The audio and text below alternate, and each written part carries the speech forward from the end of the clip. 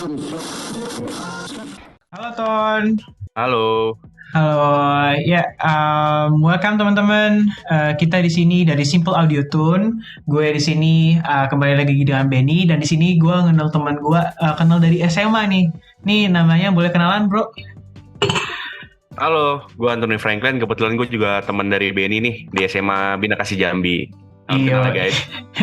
salam kenal guys. Ya, nih salam dari Tony. Jadi kalau singkat cerita tuh kita tuh sempet satu SMA di Jambi. Kita ketemu dari awal SMA ya Ton ya. Gue baru gabung ke SMA tuh waktu kelas 1 SMA ya.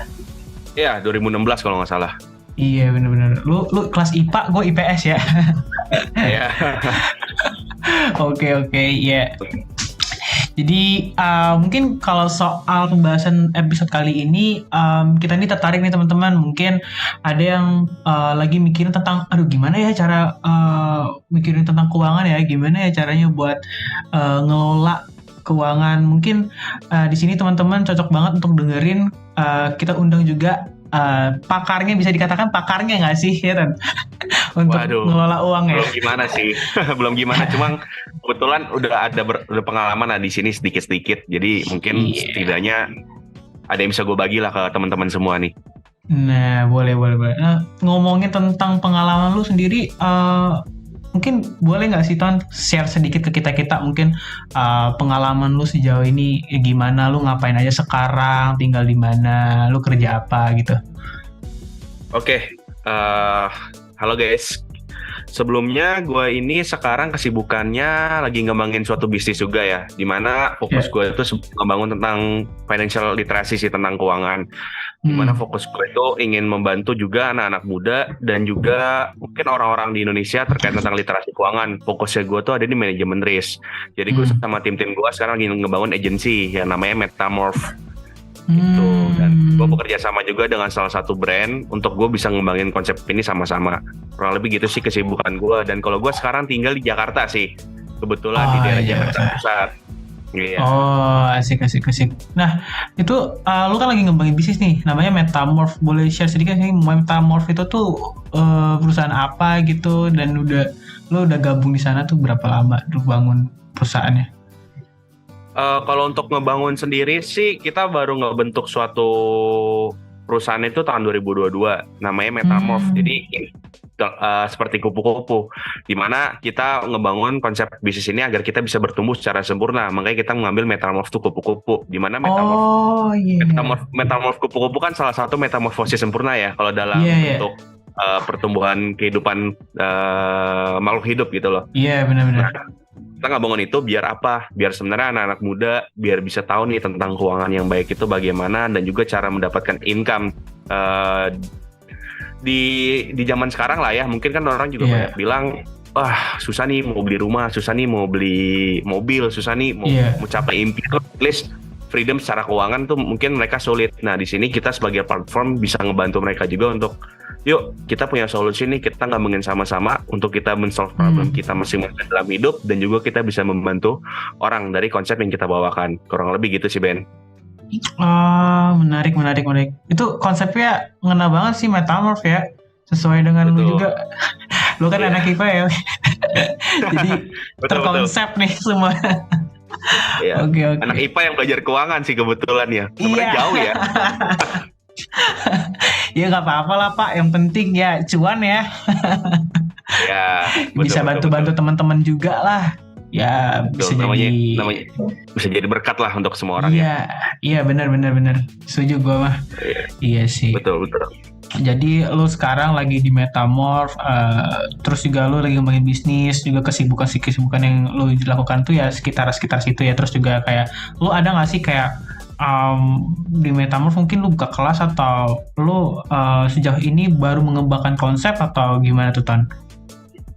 Kalau untuk di Metamorph sendiri sih, kita ibarat kata, gue ngefrekuensiin satu visi sama misi dulu nih ke teman-teman. Misalnya yang gue, kan prosesnya rekrutmen juga ya, dimana Iya. gue juga ngebuat mereka kira-kira gue bisa sefrekuensi gak sama dia. Karena ibarat kata kan gue ngomongin bisnis nih, gue gak buka franchise gue atau ke dia. Jadi gue harus bisa tahu nih orang ini seperti apa gitu loh, dan cocok loh untuk kita bisa berkembang sama-sama kayak gitu. Jadi gue mau di dalam komunitas gue tuh konsepnya sehat, karena gue udah ngebangun sistemnya juga gitu loh, dan gue udah bekerja sama juga dengan beberapa brand di mana kita ngebuat suatu sistem untuk kita bisa kayak gini loh cara kita bisa men-solve problem orang-orang seperti apa kayak gitu, baik teknik marketingnya, teknik mindsetnya, skill dan lain-lain, kurang lebih gitu sih. Menarik.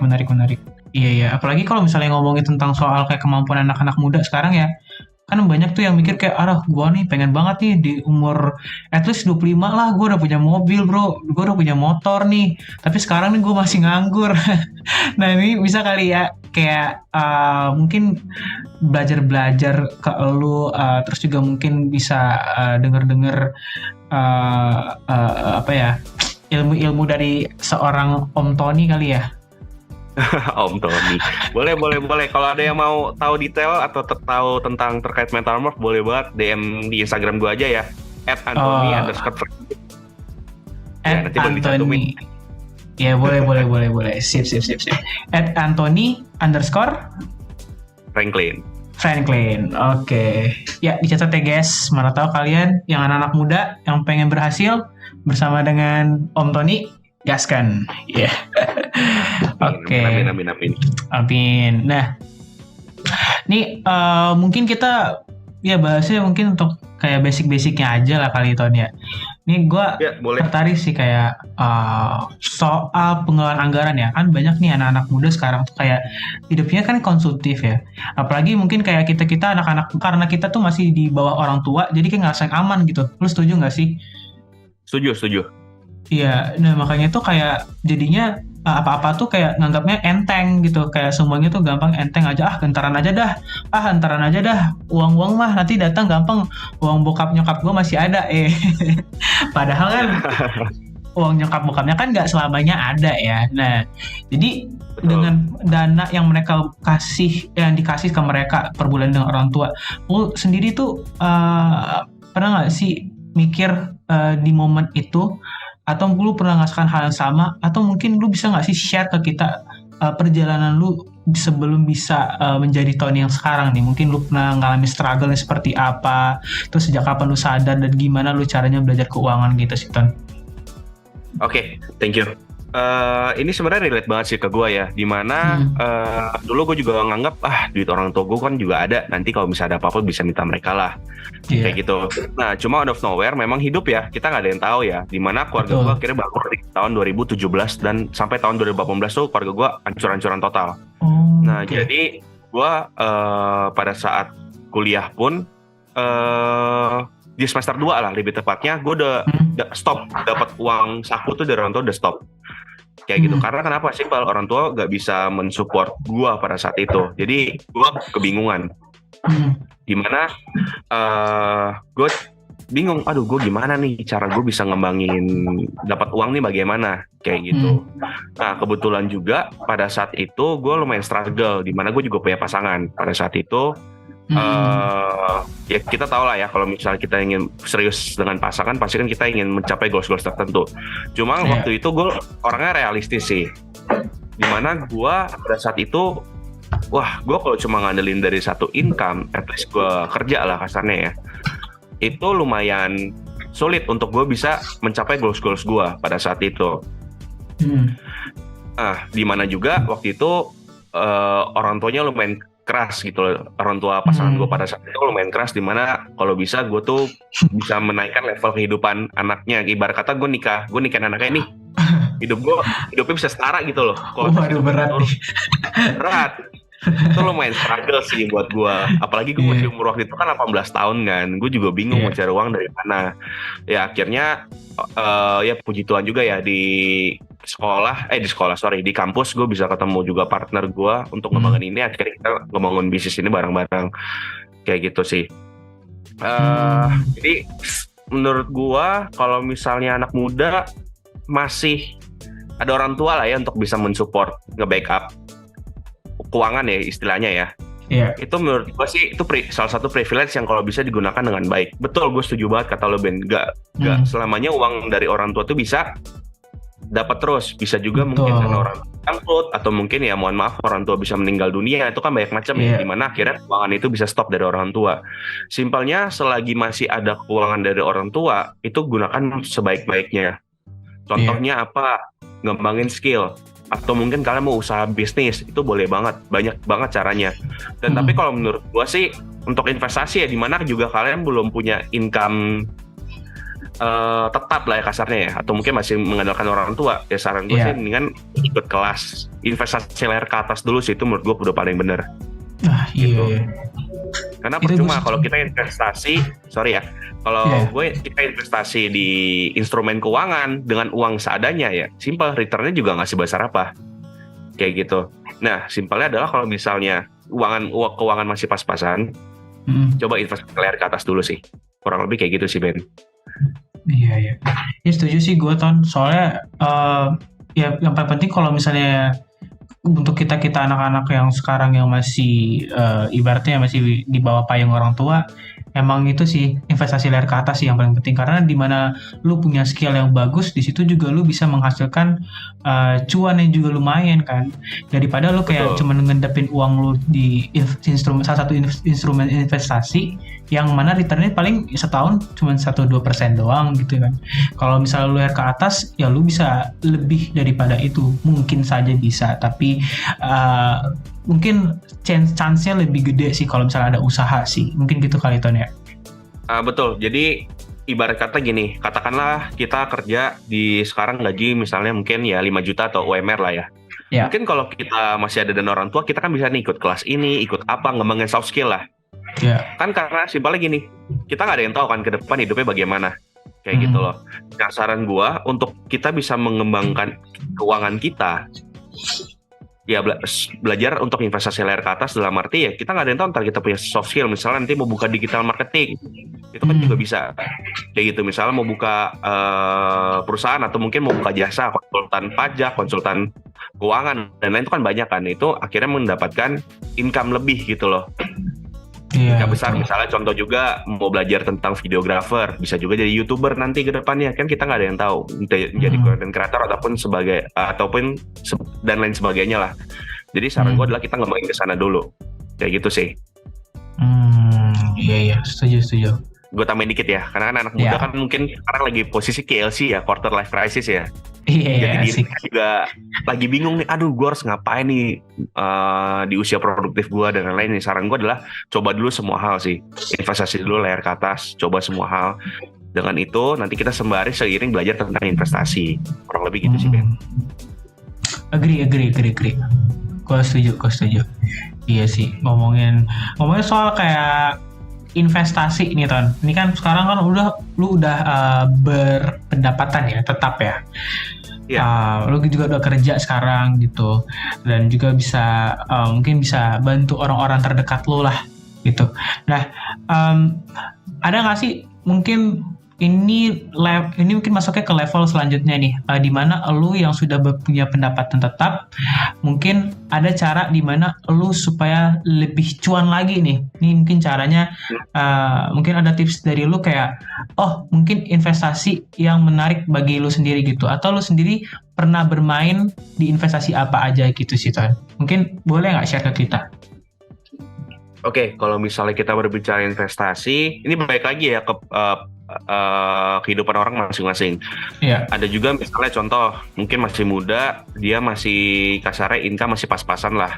Dia juga harus bisa menghidupin orang tua, atau mungkin dia harus mungkin dia nggak menghidupkan orang tua juga, mungkin sandwich generation. Mungkin lo tau nggak Ben, sandwich generation itu apa? Iya, ngerti. Jadi kayak ada kita tuh harus biayain orang tua, terus kita juga harus biayain anak kita nantinya. Jadi kayak kita tuh ya kejepit lah di tengah-tengah gitu.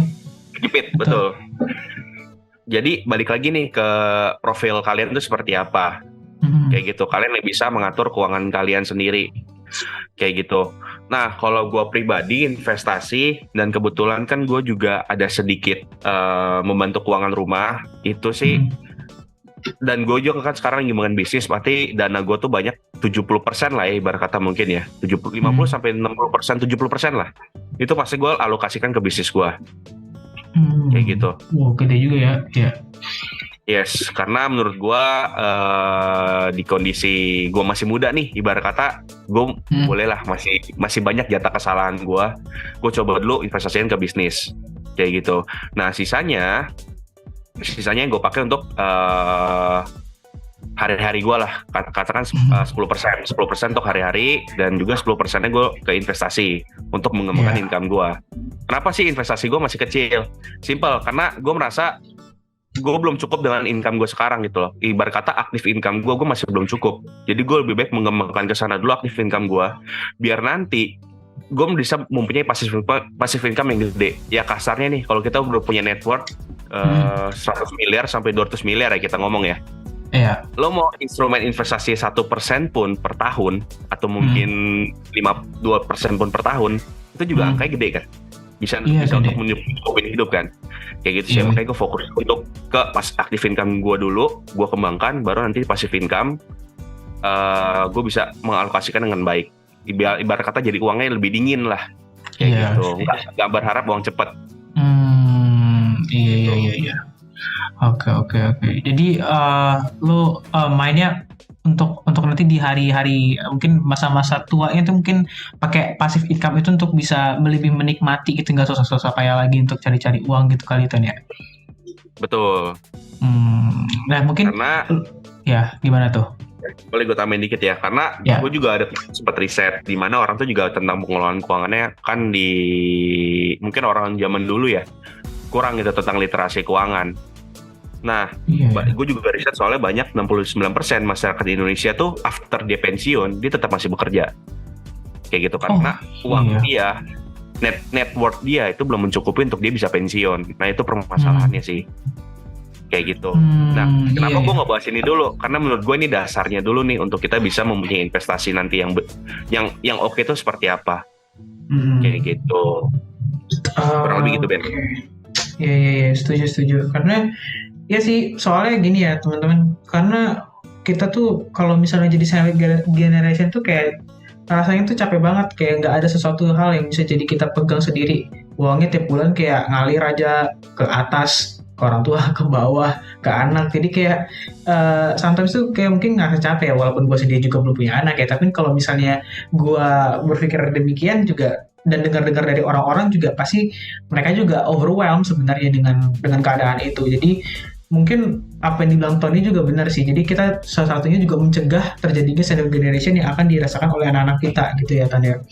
Yang mana kita nanti mereka juga bisa menikmati hidup mereka sendiri, mereka juga bisa mandiri dan independen dalam keuangan mereka, tidak perlu lagi membiayai kita nanti kalau tua gitu kan. Karena kita sendiri juga udah punya investasi pasif itu tadi yang Tony bilang gitu. Nah, ngomongin tentang investasi pasif ala lu nih Ton. Nah mungkin boleh share sendiri kan ya sih. Lu sendiri mungkin udah bawa materi nih ya. Ini boleh nih share ke kita kali.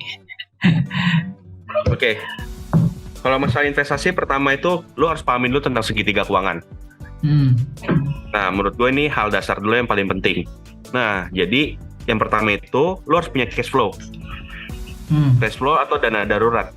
Kayak gitu loh, untuk bisa mencukupin kehidupan lo sehari-hari dulu, at least setidaknya sandang pangan mapan, itu udah settle dulu, udah cukup dulu nih, udah clear, utang-utang semua udah kelar, at least ada utang pun setidaknya kita bisa membayar itu nggak terganggu setiap bulannya. Nah itu dulu tuh harus clear, kayak gitu. Lalu manajemen resiko. Setelah kita selesai yang pertama itu manajemen risiko dulu. Seperti lo harus punya asuransi. Menurut gue penting di kondisi sekarang, mungkin anak-anak muda juga tentang literasi tentang insurance itu juga harus penting. Di mana usia muda kayak kita pun juga harus punya asuransi. Karena kita nggak ada yang tahu apakah kita sakit atau bagaimana, nanti keuangan kita bisa terganggu karena sakit. Ya simpel, karena biaya rumah sakit mahal banget cuy sekarang. Iya cuy. Gitu.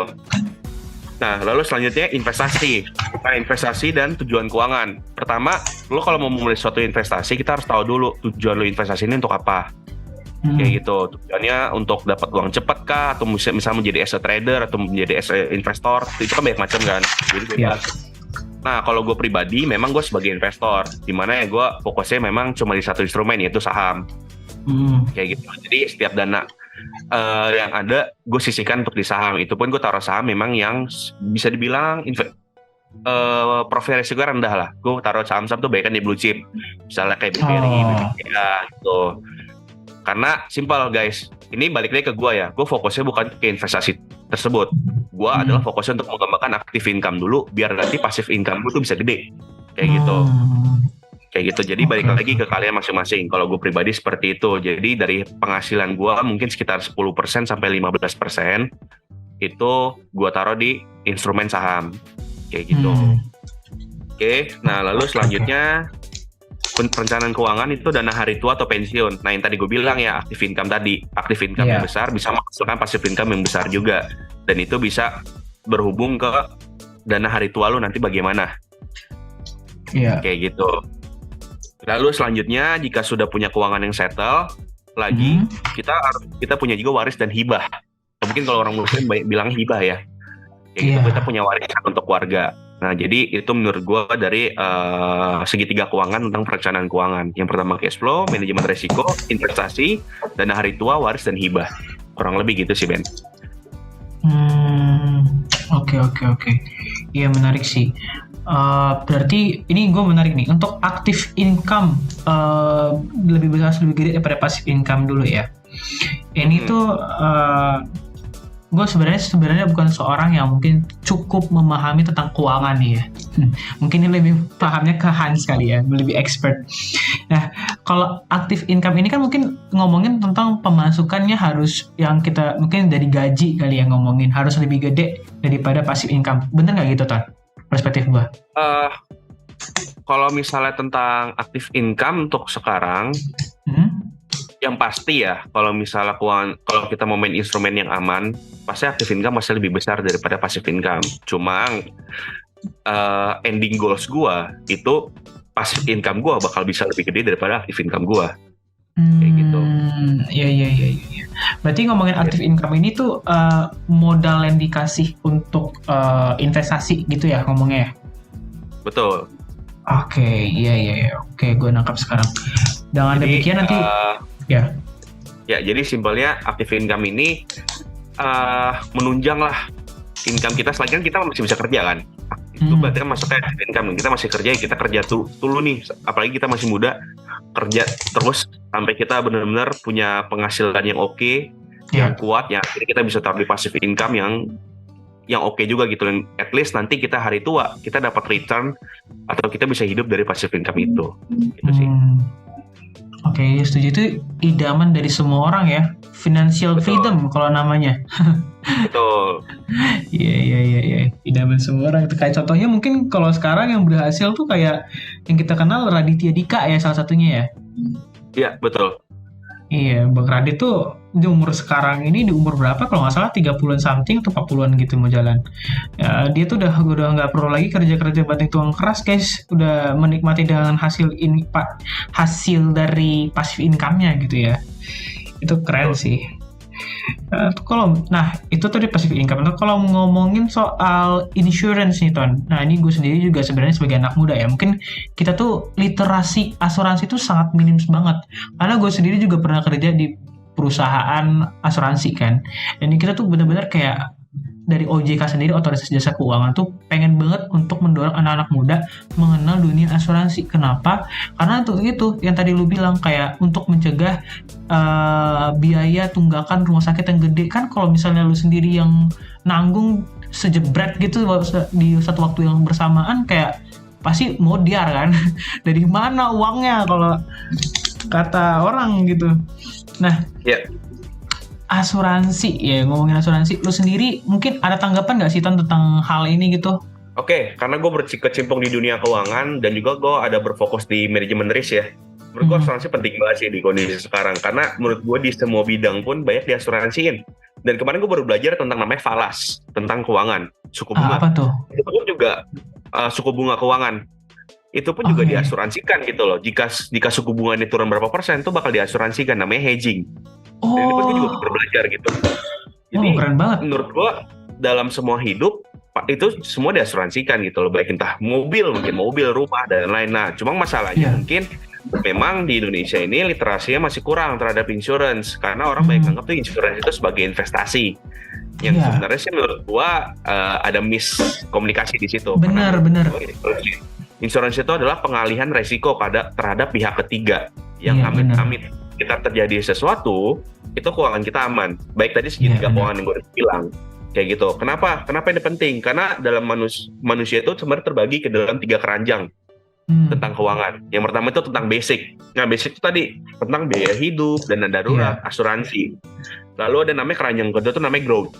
Nah, growth ini seperti dana investasi, kita investasi properti, investasi ke emas, dan lain itu namanya dana growth. Dan selanjutnya ada dana luxury, di mana kita membeli barang-barang branded, barang-barang yang oke gitu, yang bisa memvalidasi diri kita. Oh, kita nih keren gitu loh. Itu namanya barang luxury. Nah, cuma permasalahannya orang di Indonesia, mereka nggak fokus dulu ke basicnya dulu, tapi ke barang-barang luxury dulu. Nah, Barang-barang iya. mewah. Setuju. Nah, ini menurut gua ada salah persepsi orang Indonesia di situ. Ya simpel, orang bisa pakai pinjol untuk misalnya beli barang branded, contohnya iPhone. Mungkin teman-teman berani ngutang gitu loh untuk lo bisa nggak beli barang itu. Sedangkan untuk kehidupan lo sehari-hari aja masih susah. Kasarnya mau beli kuota aja masih sulit gitu loh. Tapi udah berani untuk nyicil gitu loh. Nah, menurut gua kan ini ada salah persepsi juga ya di situ ya. Tapi dia nggak memenuhi dulu keranjang basicnya. Contohnya asuransi. Mereka nggak mau beli dulu. Yang penting gua keren dulu lah di depan orang. Kayak gitu. Nah, cuma permasalahan satu. Kalau misal amit-amit suatu terjadi resiko, seperti misalnya di keluarga gue nih, pernah juga terjadi resiko, mama gue kena COVID habis 60 juta, dan kebetulan memang keluarga gue udah aware terhadap insurance. Bayangin kalau misalnya nggak ada asuransi, kita harus keluar 60 juta cash di depan langsung gitu loh. Ya bayangin, simple, kalau misalnya kita nggak punya asuransi, barang luxury tadi, sama barang growth tadi, investasi, barang-barang mahal kita, mau nggak mau kita harus jual kan, kalau kita nggak punya cash flow yang cukup gitu, untuk kita bisa nutupin. Ujung-ujungnya apa? Kejual juga barang-barangnya yang kita udah nabung selama ini, kita idam-idamkan, terus kita kena sakit, dijual juga. Investasi kita semua kita tarik, mau nggak mau kita jual murah, misalnya BU lah kasarnya kan, butuh uang. Iya benar. BU akhirnya dijual untuk ngobatin penyakit gitu. Paling pahitnya kalau kata orang Cina, bohwat lah. Paling pahit itu udah mau nggak mau minjem, kalau nggak utang di bank. Utang di bank atau paling mentok ya kita minta sumbangan ke orang-orang. Nah, itu permasalahannya. Makanya menurut gua guys, kalian seberapa murah pun asuransi, kalian tuh harus punya at least, kalau kalian belum punya keuangan yang oke, minimal BPJS punya lah. Iya, setuju banget sih. Gitu. Kalau udah punya keuangan yang lebih dan bisa punya ingin punya fasilitas yang oke, ya pakailah asuransi swasta. Ya, gitu sih. Benar. Setuju.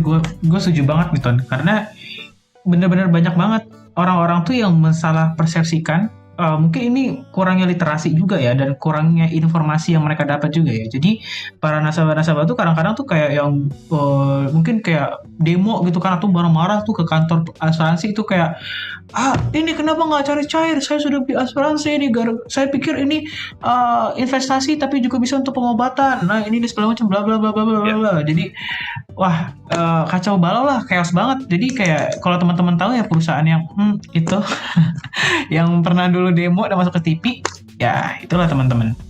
Salah satu contohnya ya. Jadi mungkin penting banget sih untuk teman-teman at least punya asuransi semurah mungkin. Ada kok asuransi yang murah tuh kayak 9.000, 16.000, under 30 lah. 30.000 itu ada di, contohnya nih kalau gue tahu ya, itu ada di OVO asuransi. Ada teman-teman kalau cari, jadi kayak dia cuma kasih tunjangan lah, at least ngebantu lu daripada nggak ada sama sekali ya Ton ya. Kalau lu bener-bener lepas nggak ada sama sekali asuransi, ya kacau balau bro, gitu sih. Iya. Iya setuju karena lucu aja sih, memang gue ngedengar sih, relate banget apa yang lu bilang, kayak misalnya dana barang brand luxury gitu ya, yang ketiga orang-orang itu kan pada mengutamakan itu dulu kan daripada yang lain kan. Betul. Bahkan udahlah minjem, udahlah pay later, udah habis dilunasi kan ada bunganya tuh, bunga ikut lunas juga, tiba-tiba sakit dijual, ya rugi kuadrat dah. Terus ujung-ujungnya pinjam dulu 100. Biar tali silaturahmi tidak terputus. Ya, banyak banget nih. Lebih parahnya lagi kalau misalnya malah ini judi online. Oh ya, Sen- betul. sensasional. Ya udah. Em, Mungkin ini udah lengkap banget sih teman-teman. Kita nggak bisa juga panjang-panjang. Biar teman-teman juga sini lebih lengkap lah kali ya. Jadi mungkin terakhir kali ya Ton ya, pertanyaan dari gua. Ada nggak sih saran dari lu untuk anak-anak muda di zaman sekarang supaya yang mana masih baby lah dikatakan, masih muda banget, masih buta dalam hal keuangan. Ada saran nggak sih gimana cara mereka untuk menata soal keuangannya mereka sekarang gitu? Oke. Yang pertama, kalian harus tahu dulu nih posisi kalian hidup kalian itu seperti apa. Harus realistis dulu. Kalian nih anak sandwich generation apa enggak? Terus juga kalian harus menghidupin siapa dulu gitu loh. Itu yang paling penting dulu sih. Jadi kalian harus tahu profil risiko kalian. Jangan sampai kalian mau investasi cuma karena mau dapetin uang cepat, ujung-ujungnya uang panas kan Ben ya. Kayak gitu. Makanya banyak juga orang yang akhirnya main judi online, slot dan lain-lain. Ya simpel kenapa? Karena mereka kan butuh uang cepat untuk dia bisa ngidupin keluarganya. Yang ujung-ujungnya bukannya malah tersolve problemnya, malah makin ambiar gitu loh, rungkat kalau kata orang anak judi. Kayak gitu. Nah, selanjutnya itu ya kalian kerja, ibarat kata kerja atau usaha atau apapun gitu loh ya, kerja sebaik mungkin. Kembangin dulu diri kalian, investasi layar ke atas dulu sebaik mungkin, kenalin dulu jati diri kalian tuh mau jadi seperti apa.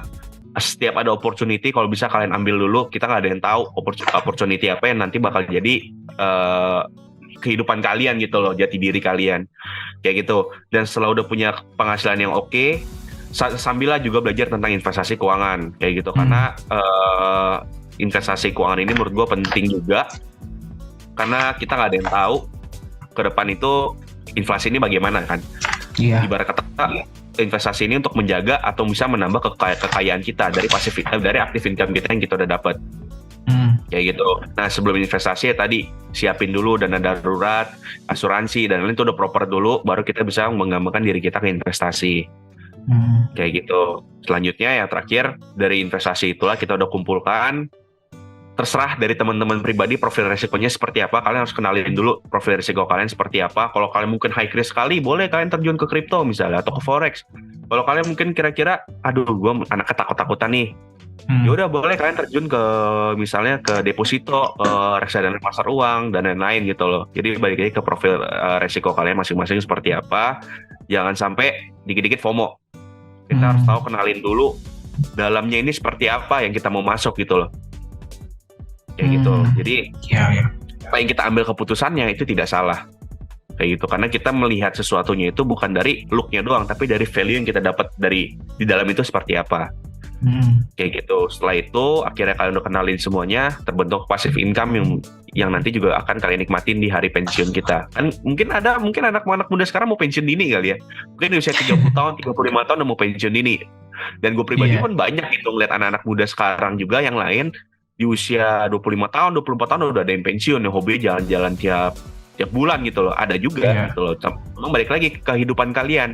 Kalian background keluarga kalian seperti apa?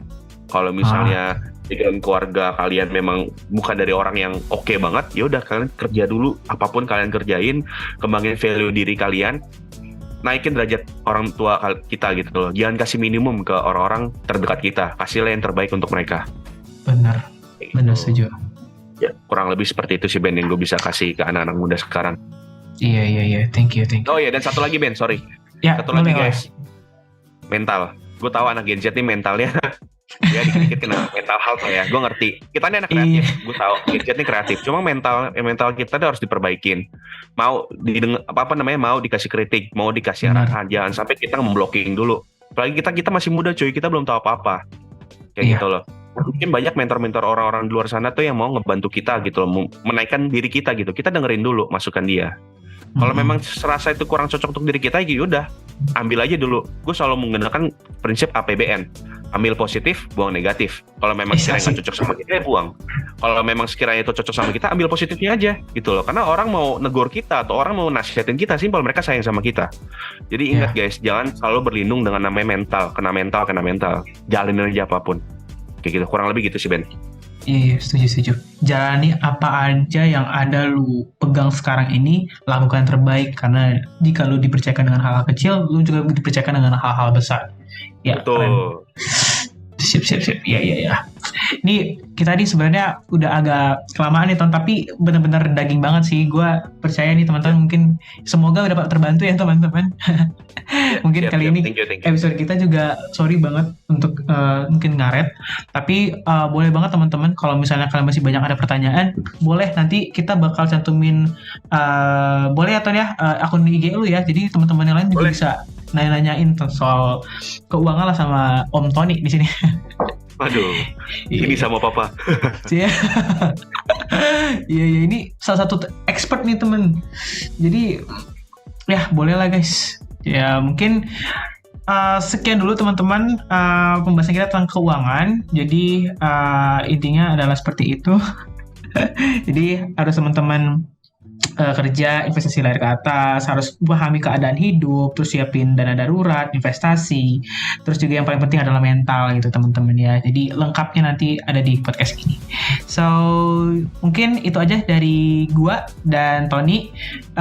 Kita peace out dan this is Simple Audio Tune. We say goodbye. See you guys.